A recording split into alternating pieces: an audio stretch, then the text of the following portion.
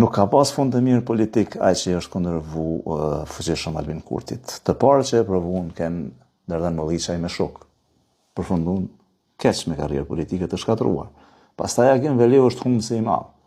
E provoi për e hupi pozitën e ministrit, pozitën e kryetarit të komunës, pozitën e shefit degës LDK-s në atë komunë, pozitën e deputetit, pra karriera e shkoj.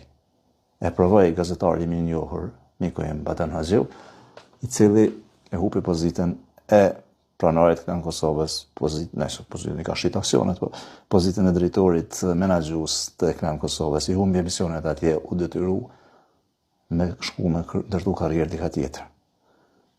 Janë të e provu edhe të tjerë. Do me thonë, me i zash me këtë drejtim është zoti Ramush Haradinaj. Kjo është normale, do me thonë, është lider, një nga liderat e opozitës, edhe sigurisht që roli dhe funksioni i opozitës është një kundërvu opozitës. Mirë po ai ka hy allin.